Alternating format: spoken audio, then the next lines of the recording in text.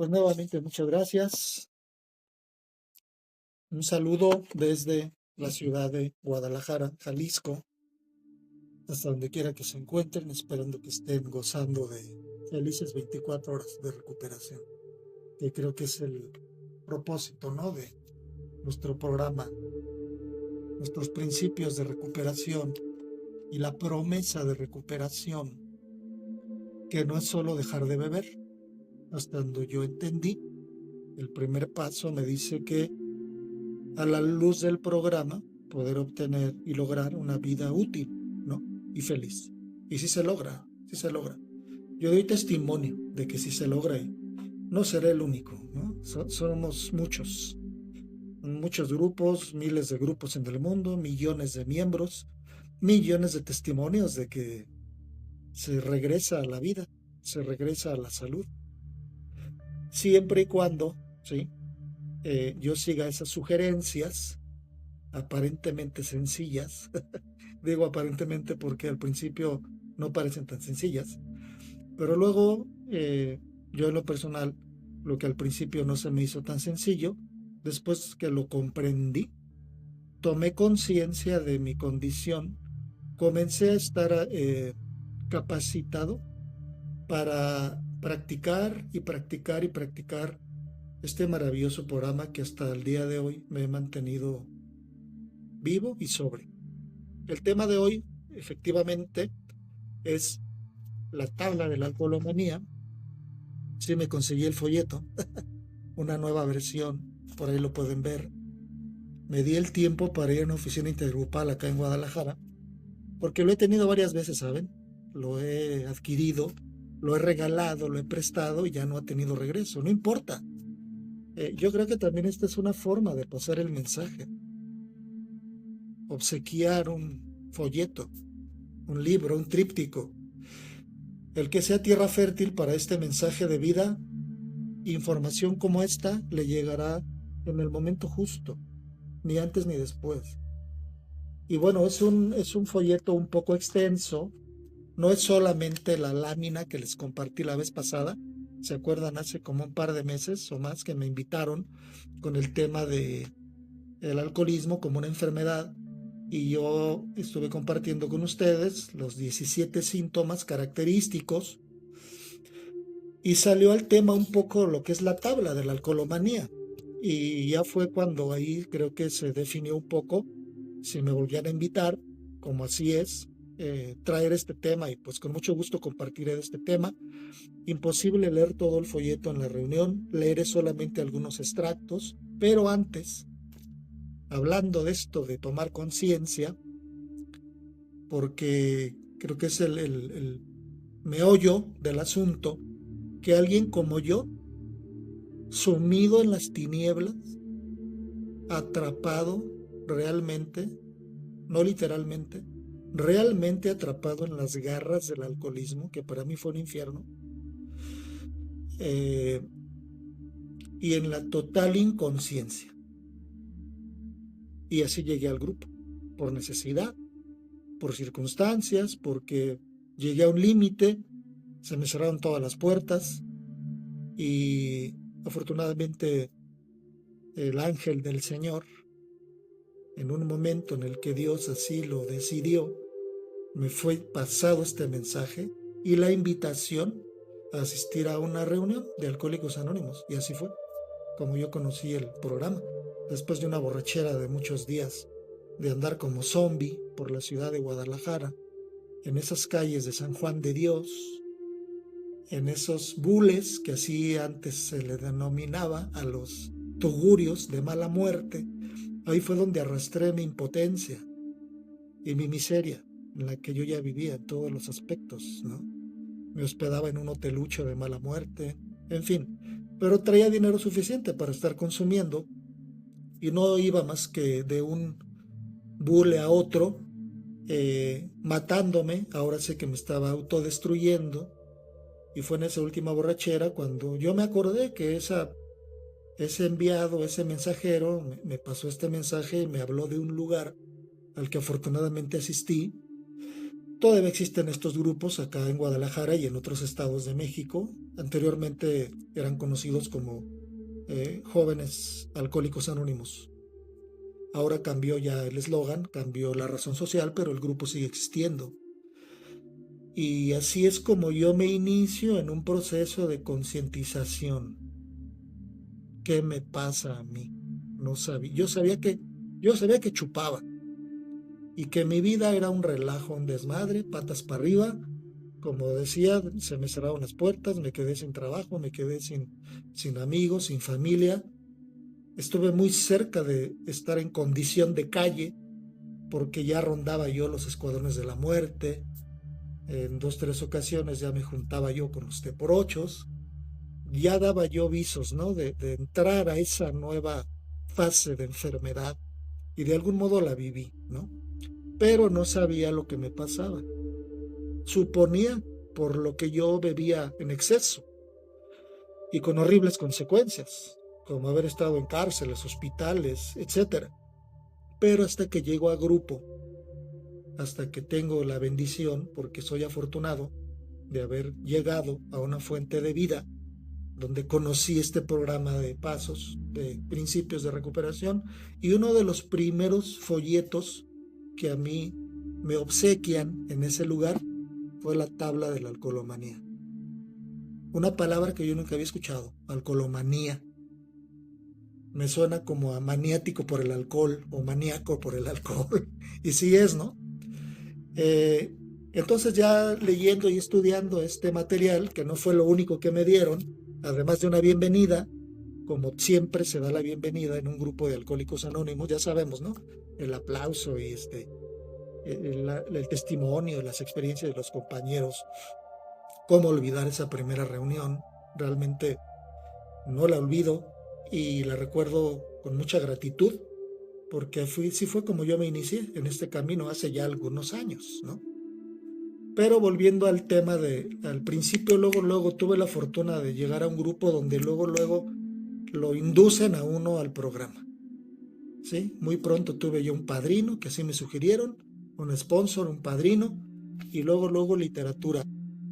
Y el primero y cuando lo leí por primera vez, lloré yo como, no sé, me impactó muchísimo, lloré de tristeza, o sea, se me hizo muy triste, porque los que han leído esto saben que este folleto de lo que habla, lo que aquí está plasmado es nada menos que todo el proceso de enfermedad, desde la fase prealcohólica hasta la crónica, que es la que finalmente lleva a la muerte.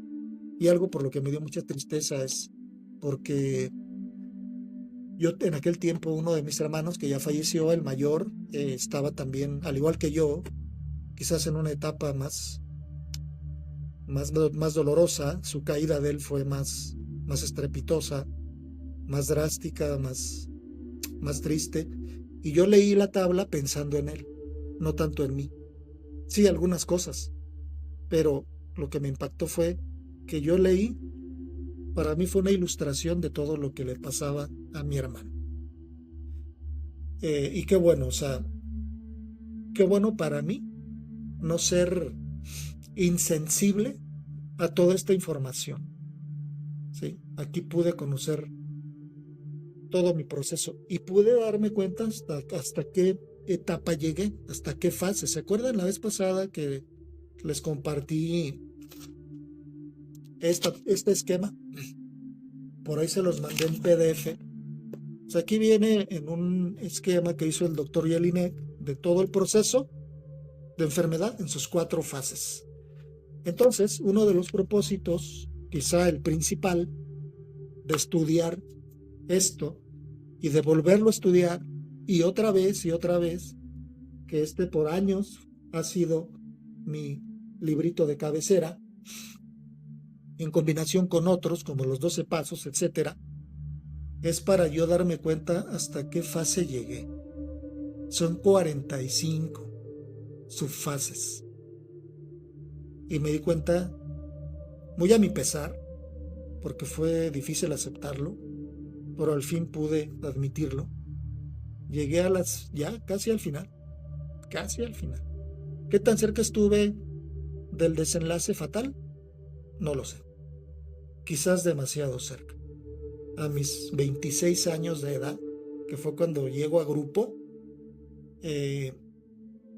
a esa corta edad, porque a los 26 se es muy joven, como para ser un moribundo, un desahuciado, dice nuestra literatura, ¿no? Que las sociedades médicas, cuando admiten o a través de investigaciones, incluyendo este material, se agrega al alcoholismo, se le reconoce como enfermedad, se le agrega al catálogo de enfermedades incurables, con todas sus características y todos sus síntomas, y esto dicho por médicos, no tanto por alcohólicos, aunque el autor de esto fue alcohólico en recuperación, y tuvo mucho que ver para que la Organización Mundial de la Salud finalmente diera ese dictamen.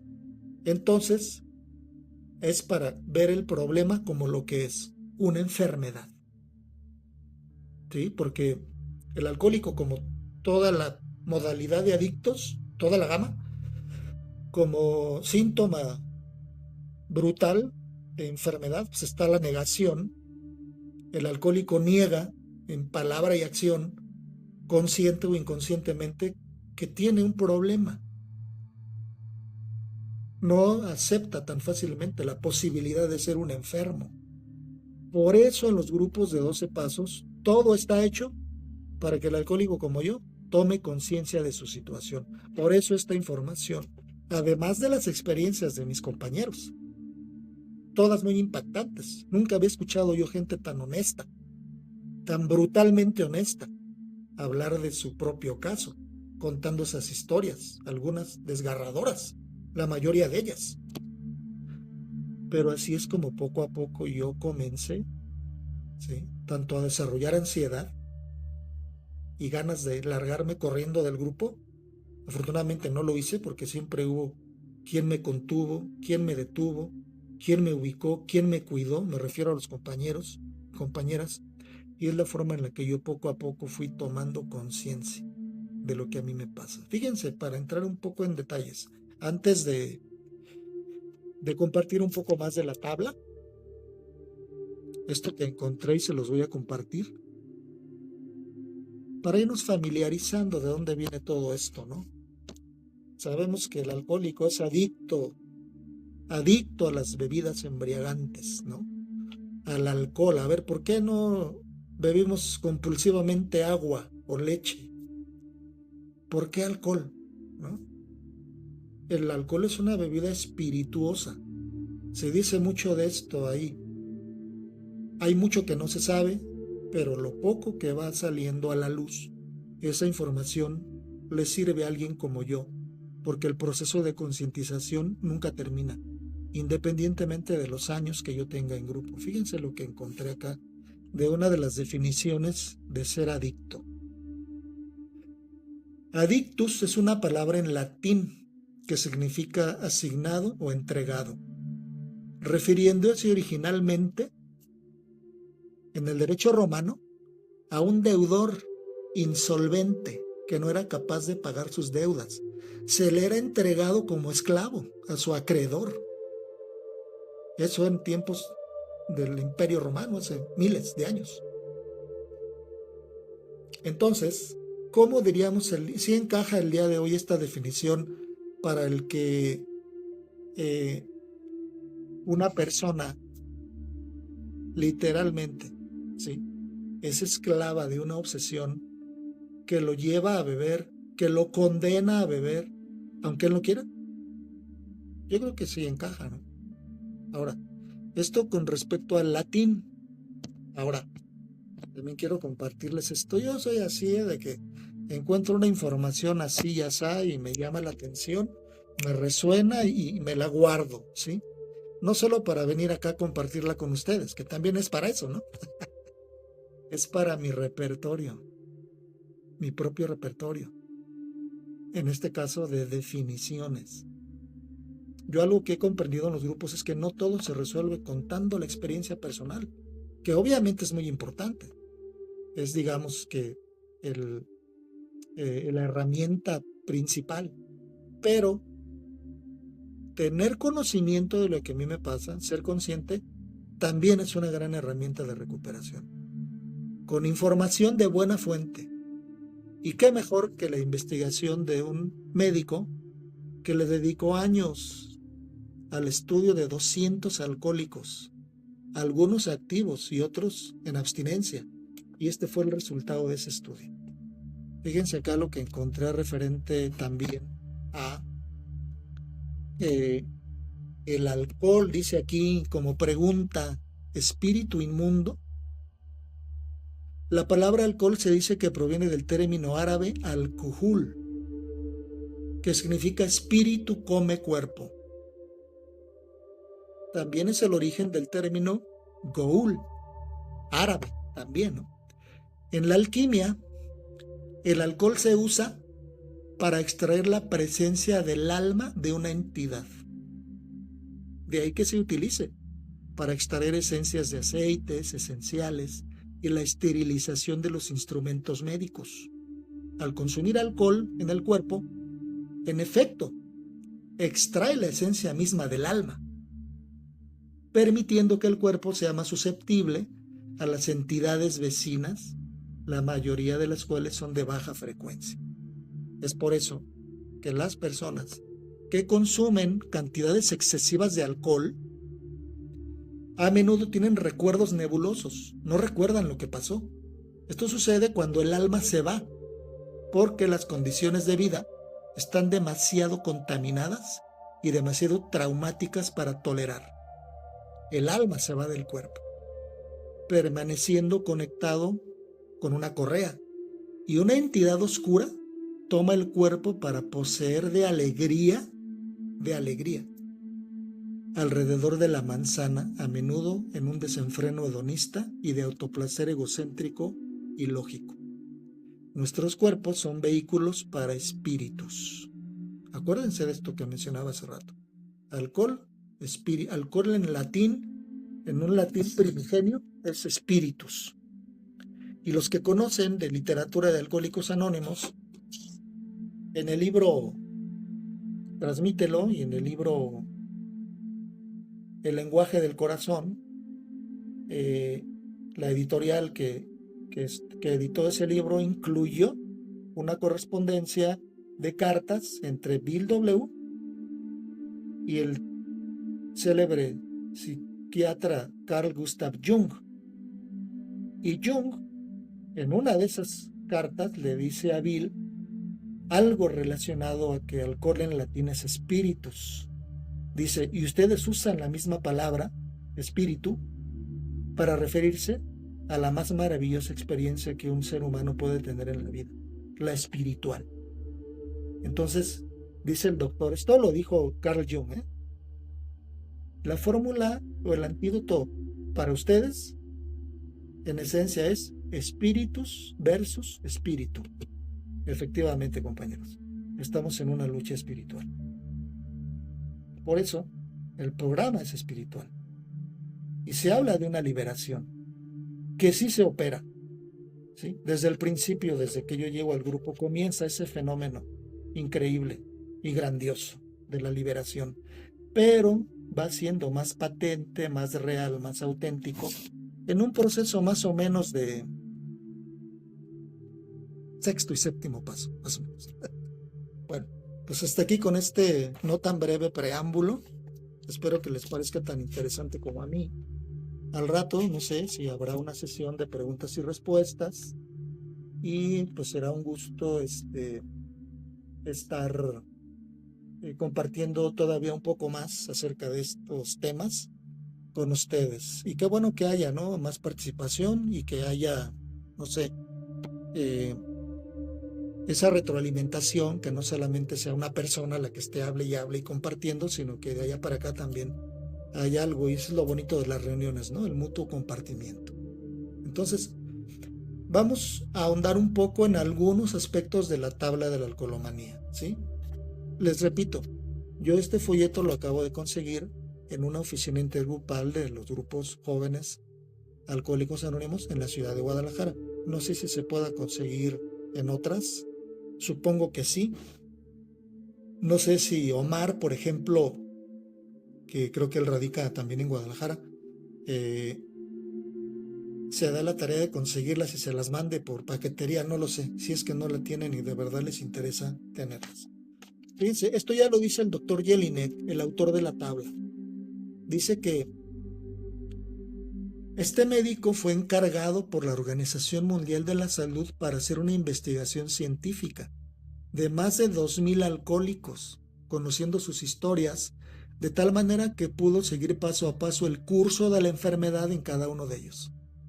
El orden en que están colocadas las barras de la gráfica significa que aparecen en las páginas centrales de este folleto. Y como pregunta dice aquí, como parte del preámbulo, ¿qué es el alcoholismo? Otra vez, ¿no? Más información. La que sea es bienvenida. No le hace que sea repetitiva. Porque yo como alcohólico, con una mente volátil, una mente desviada, digámoslo así, para decirlo amablemente, tiendo a olvidar y minimizar. Es un mecanismo natural de la enfermedad, ¿sí? Sobre todo cuando estamos ya en recuperación, la enfermedad, lo pongo entre comillas, levanta mecanismos de defensa con un gran potencial para que el alcohólico no tome conciencia y se libere. Pero para eso está todo esto. Y un poder superior. O sea, lo pongo en primer lugar. Un poder superior, porque el ego tendrá poder, y sí lo tiene. La enfermedad es poderosa. Si no, no mataría a tanta gente. O haya estado a punto a mí de matar un chingo de veces. Vivo de milagro, en serio. No estoy exagerando. Pero dice el libro azul, este libro que todos deberíamos de tener, o todos tenemos, dice por ahí en el 5º capítulo, dice, pero hay uno que tiene todo el poder. Ándele, cabrón. Pero hay uno que tiene, dice, ese y más. Y luego que dice, ojalá y lo encuentres. Entonces esto también es una búsqueda, ¿no? Pero aquí está el principio del proceso. Que yo sepa qué carajos me pasa. ¿Por qué estuve a punto de ahogarme en un mar de alcohol? Dice que el alcoholismo es una enfermedad psicosomática, física y mental, que se caracteriza por una obsesión mental hacia las bebidas alcohólicas, acompañado de una compulsión orgánica por las mismas, con la agravante principal de que el alcohólico no puede controlar por mucho tiempo el número de copas que piensa beber. Aquí dice copas, compañeros, pero yo me tragaba litros. Me decían carlitros, imagínense.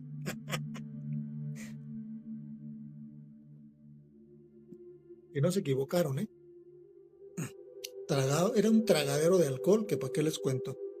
Lo que empezó como fines de semana en la fiesta, terminó en encierros, en hoteluchos de mala muerte, hasta de un año de chupar todos los días. Imagínense cómo terminaron. Fui a dar 3 veces al hospital. Y a mis 25 años ya traía un diagnóstico de cirrosis hepática. Así de cruel. Pensé que no salía vivo del hospital. Esa primera hospitalización me acuerdo, y de eso habla la tabla, de las hospitalizaciones del alcohólico. Yo me sentí tan mal, compañeros. Sentí cosas que nunca había sentido, como una temblorina. No sé si alguna vez les dio esa temblorina. Hija de la chingada, que no te la puedes quitar, cabrón. Y luego yo escuchaba música de Chente y de otros. Y luego pregunté y no había radio ni música ni nada, cabrón. Tenía delirios. Hasta después lo supe. Y luego el médico viene conmigo con el resultado de un estudio y me dice, tu hígado está cristalizado. Vas para cirrosis que vuelas. O dejas de chupar o te mueres. Hija tu madre, dije yo. Y mi papá estaba ahí conmigo y nosotros nos abrazamos así llorando. Y yo, ay cabrón, me impacta mucho de recordar esto. Y qué bueno, o sea, es de a lo que me refiero, ¿no? Los compartimientos tienen este poder, cabrón. Que el alcohólico como yo pueda recordar de tal manera su fondo y que impacte de tal manera que hoy mismo diga, por la gracia de Dios, por hoy no chupo. Porque como por ahí dice nuestro programa, no estamos curados. Lo que en realidad hacemos es detener a diario nuestra enfermedad. Es decir, la compulsión de esta que estamos leyendo ya. Habla de una obsesión mental, la que te lleva a tomarte la primera. Y la compulsión, que es una necesidad física. La alergia de la que habla el doctor Duncan. Esa teoría que él desarrolló de que el alcohólico es alérgico, no porque le salgan ronchas, o se hinche, o un sarpullido. Es que no puede parar de beber. Hay algo en él, en su físico, en su cuerpo, y ya no puede parar.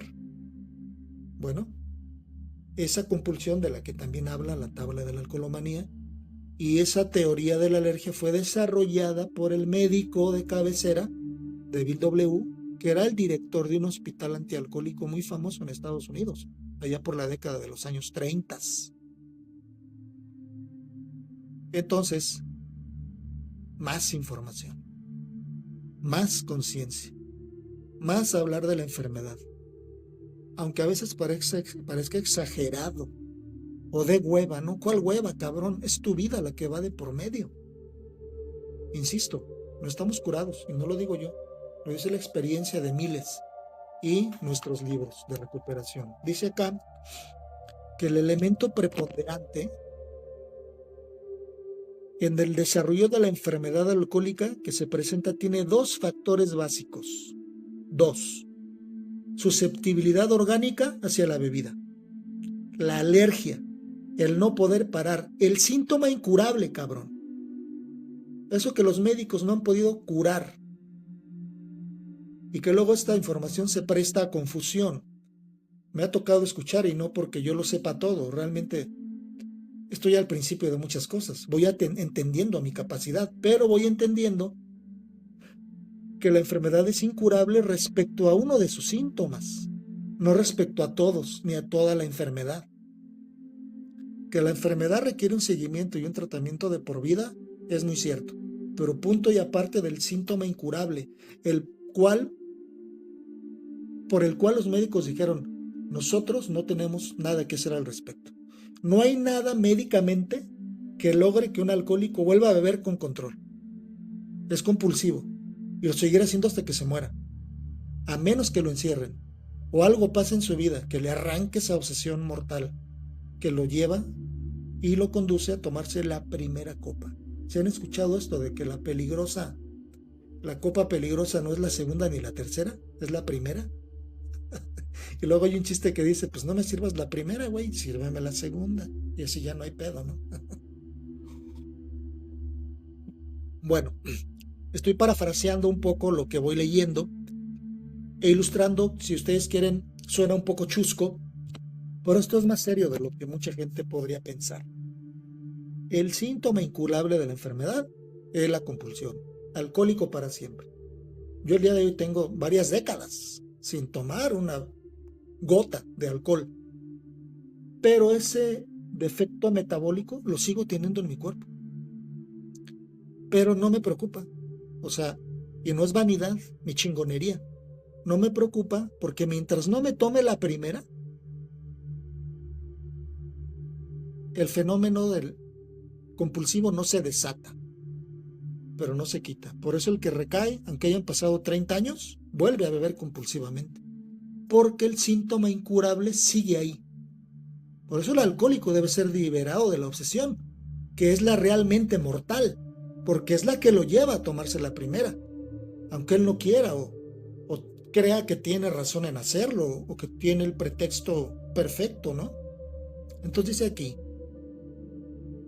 que esto de la compulsión quiere decir que el organismo del enfermo viene preparado para tolerar el alcohol y habituarse a él. La tabla de la alcoholomanía, en una de sus fases, menciona la tolerancia al alcohol que desarrolla el alcohólico. Uno ya la trae de cajón. Y dice, en la tabla, dice que hay unos periodos de la bebetoria, hay unos periodos de la carrera alcohólica de mucha tolerancia. O sea, el alcohólico traga y no se cae. Aguanta mucho. Yo hasta me sentía chingón porque decía que ya cómo aguantaba, ¿no? Eso es lo más peligroso que le puede pasar al enfermo. No es chingón. Creer que es chingón es su locura. Pero a más exceso, más daño, más muerte lenta, que es lo que también dijeron los médicos, ¿no? Que las neuronas mueren por millones y son células que no se vuelven a recuperar. Será por eso que los alcohólicos, aunque no chupemos, estamos medios locos, ¿no? O sea, ya no ya no hilo bien algunas cosas, pero esto es una secuela. Así me dejó el alcohol, decimos en el grupo, ¿no? Entonces dice, la número 2, susceptibilidad emocional. Si una persona ha nacido alcohólica, es decir, predispuesta al alcoholismo, solamente le falta tener otros elementos en conjunto, incluyendo problemas emocionales, para tocar el punto de arranque de la más triste de las enfermedades, el alcoholismo. Yo no sé ustedes, pero yo con todo y mis algunos años de no beber, esto a mí me sorprende mucho, sobremanera.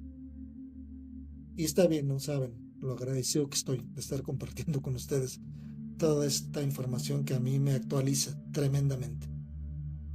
Entonces dice aquí que el enfermo no resiste el dolor moral, vive la ansiedad, la cual no puede controlar de una forma lógica y consciente, naturalmente.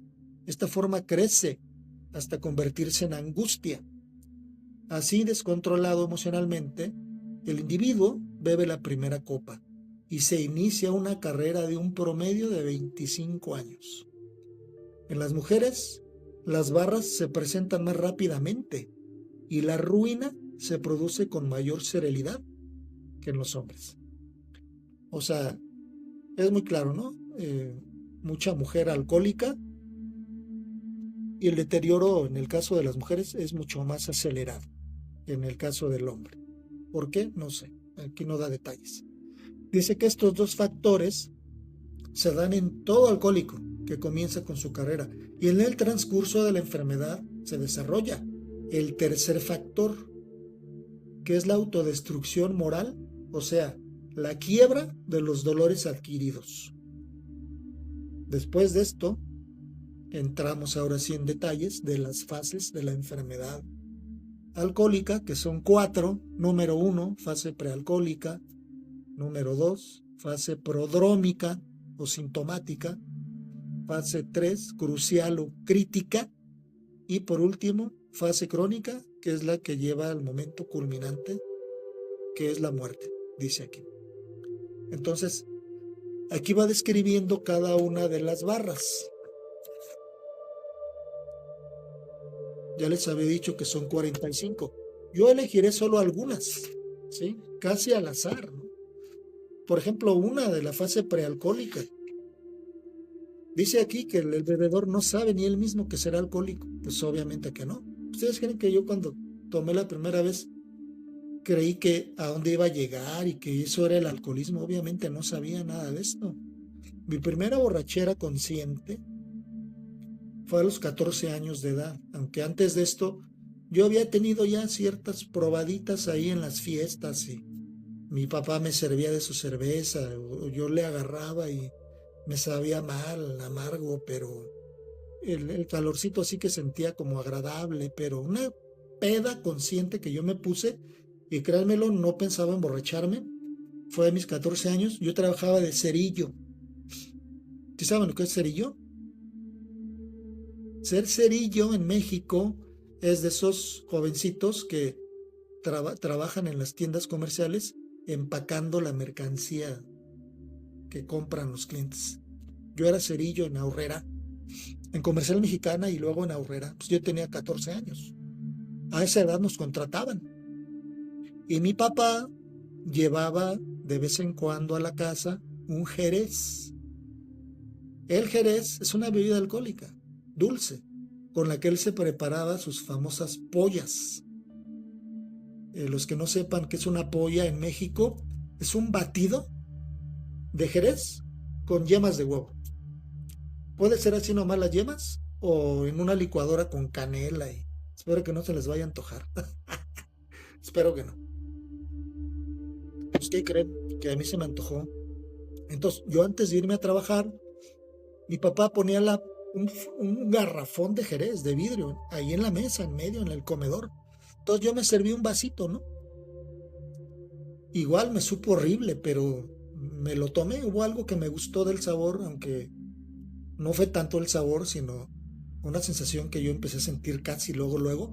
Me tomó 2 o 3 tazas muy parecidas a esta, nada más que eran de plástico. Y me sentí mareadito, pero a toda madre, y me fui a trabajar. Lo demás que les contaré son solamente flashazos. Se me borró completamente lo que ahora sé que es una laguna mental. Y ahorita vamos a ver lo terrible que es esto. Yo fíjense, desde esa primera borrachera di síntomas graves de alcoholismo, como la laguna mental. Yo me acuerdo entre sueños que fui a mi trabajo, recuerdo cómo entré al lugar, me puse mi uniforme, leves flashazos, como que estaba tirado, no sé. Y yo nomás así de repente como que todo se me desconectó. Fíjense, me acuerdo de esto y me estremezco, ¿eh? Estaba acostado en mi cama. Y cuando desperté, cabrón, pues me sentía mal físicamente, lo que es la cruda, ¿no? Que iba a saber lo que es una cruda. Me sentía mal físicamente, ¿no? Como si me hubieran dado una paliza. Y me caí en confusión porque, ¿cómo llegué aquí? ¿Qué no me fui a trabajar? Pues ya como pude, me incorporé y me fui otra vez a la comercial mexicana. Y ya llegando me dicen mis compañeros, y eso fue, no sabía si me estaban bromeando, no sabía si era carrilla, que yo estaba como drogado y llorando, que me había guacareado, que me quedé tirado abajo de una de las cajas registradoras. No recuerdo nada de eso. Ni cómo llegué a mi casa, ni cómo me trepé a un camión y llegué a mi cama. Y tenía un asco, recordaba el sabor de esa cosa que me tomé y sentía náuseas, sentía un asco. Y me juré, y juré por Dios, no volver a tragar eso en mi vida, por lo mal que me había sentido y lo mal que me había ido en esa experiencia, ¿no? Y así me mantuve durante 4 años. No bebí hasta los 18 años. Aquí en la tabla también menciona los periodos de abstinencia, que no tiene que ser que ya no va a beber la persona, es parte del proceso de la enfermedad. Como dice aquí, lo acabamos de leer, dicho por un médico, cuando se nace predispuesto. Hoy se sabe que no se hereda la enfermedad, no es hereditaria. Pero, dicen también los expertos, no yo, los expertos, yo soy un alcohólico más en recuperación, que tiene algo de información, que comparte con ustedes. Quizás alguna de esta información a ustedes ya les resuena, ya la conocen, quizás hasta mejor que yo, pero dicho por los médicos, por la ciencia médica, se nace con una extraña predisposición a desarrollar la enfermedad. Sí se dan los factores. En mi caso se dieron. Ya sería mucho contarles, aquí no terminaría en 10 minutos que me quedan, pero si luego me vuelven a invitar, con gusto aceptaré, Dios mediante, y contaré un poco más de mi experiencia. Quizás ya no tanto tecnicismo, ¿no? Ahorita vengo con este tema que a mí me está pareciendo sensacional. Fíjense lo que es la laguna mental según la medicina. Palimpsestos alcohólicos.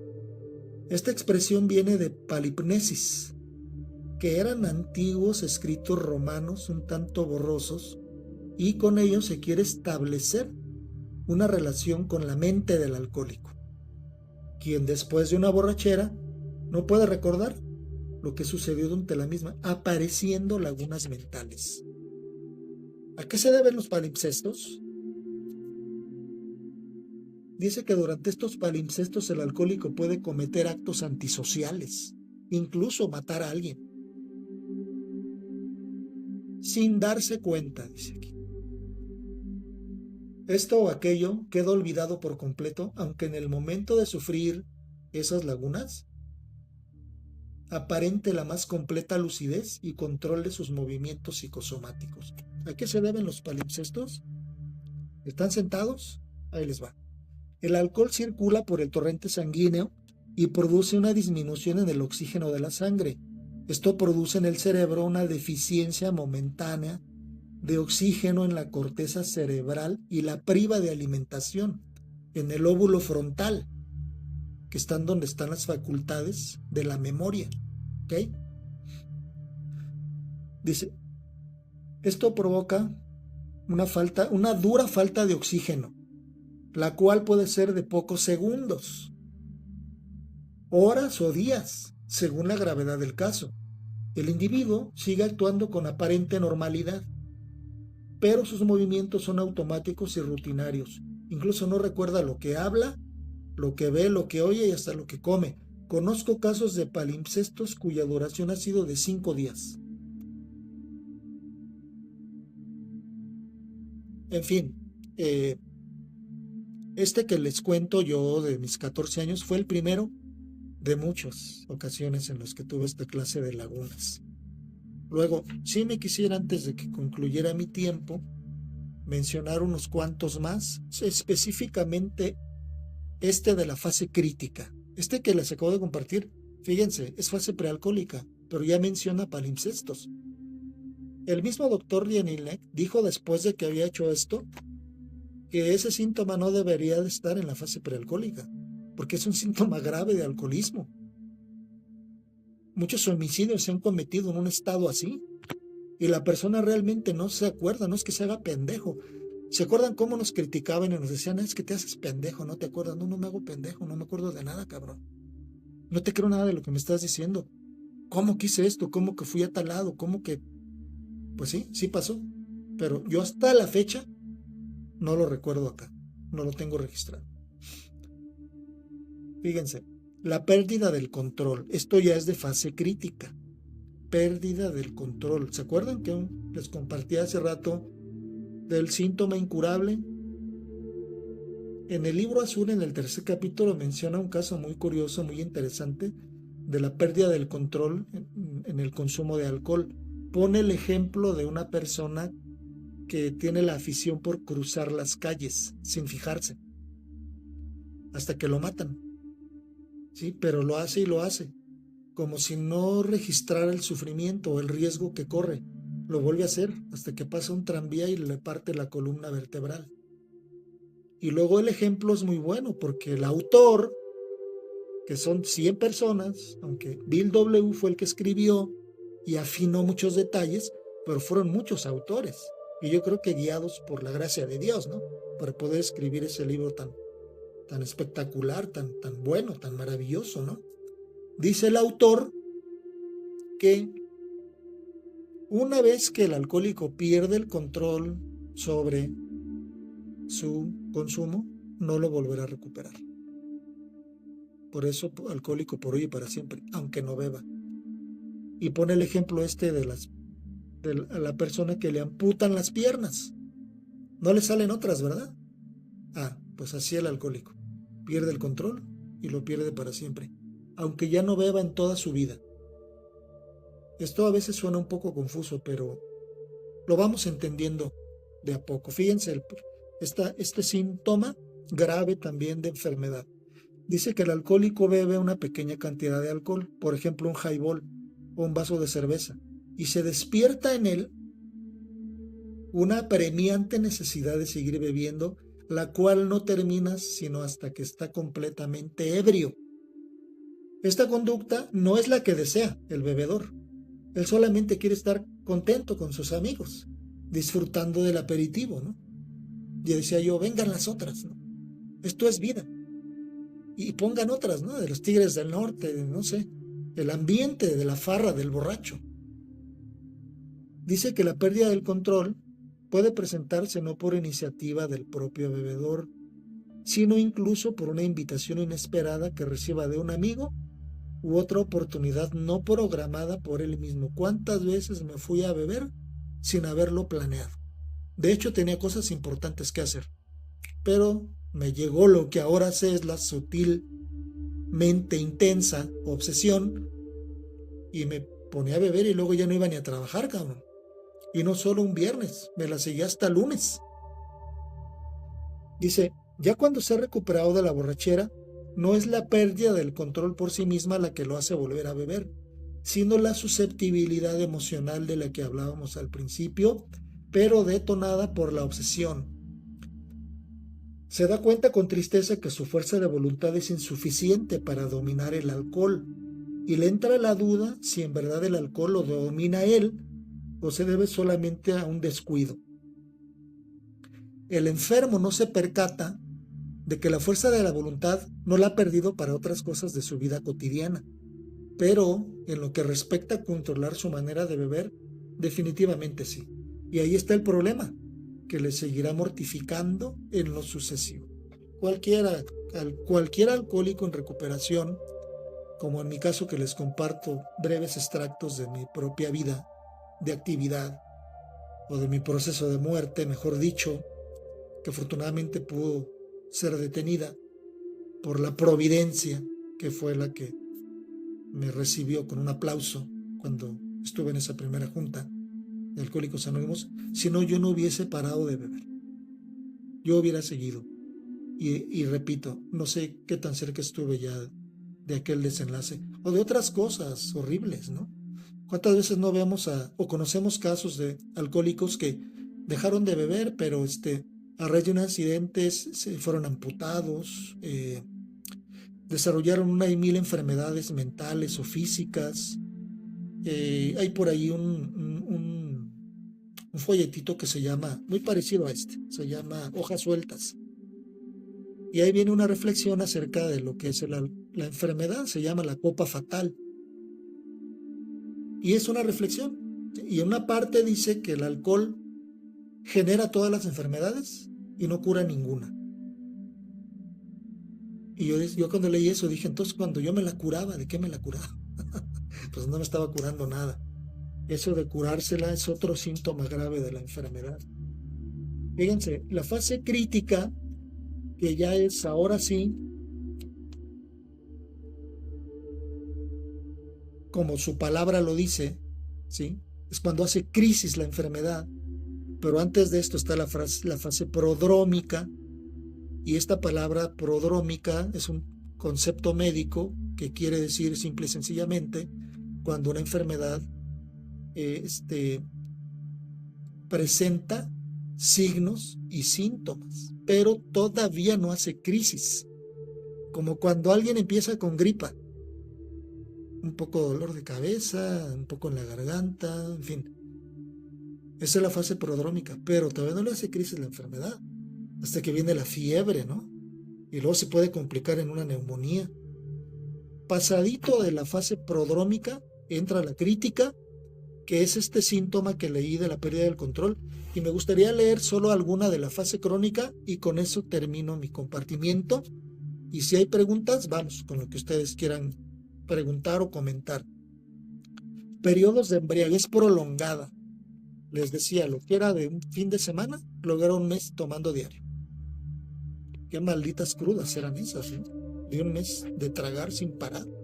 Alucinaciones. Fíjense, hay una fase de la enfermedad realmente, digo yo, uso expresiones que a lo mejor a algunos no les gustan, pero a mí me gusta usarlas. Una etapa realmente diabólica. Las psicosis alcohólicas, ¿no? Que yo tuve algunas. Les comentaba del delirium tremens, delirios auditivos. Pero solo por mencionar, no voy a leer el contenido, solamente algunas de las psicosis que les dan a los alcohólicos. Demencia, psicosis, delirium tremens, ilusión, alucinación, alucinosis aguda, psicosis de Korsakov. Korsakov fue un ruso que, al igual que el doctor Jelinek, hizo estudios de todo esto y se le puso su nombre a una de las psicosis que él mismo catalogó en un alcohólico. Y esta sí la voy a leer. Fíjense lo que es la psicosis de Korsakov.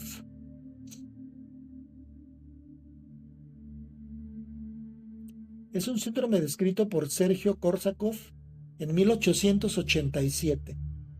Tiene una similitud sintomática con la parálisis general progresiva, la cual es producida por el microbio de la sífilis en su fase terciaria. Pero después los síntomas se clarifican y se establece su origen alcohólico. El enfermo de psicosis de Korsakoff padece una deficiencia de vitaminas del complejo B, principalmente de tiamina y niacina. Por eso a los que como yo caemos a un hospital en su momento por neuritis alcohólica o congestión alcohólica, lo primero que nos ponen son estas vitaminas, porque las elimina esa pinche crisis, ¿no? Y luego vienen las temblorinas y los movimientos involuntarios. Es terrible. Finalmente dice acá, y me brinqué muchas cosas, ojalá y la puedan tener, o en otra junta de compartimiento podamos seguirla estudiando. Es muy extensa, pero creo que sí se pusieron de relieve algunos aspectos. Dice aquí finalmente la fase 44.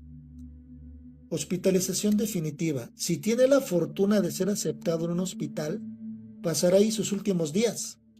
Según estadísticas médicas, el 8% de los alcohólicos fallecen de cirrosis hepática, otros irán desarrollando enfermedades a las que están más predispuestos y al final, por lo general, mueren abandonados de la sociedad y totalmente desprestigiados.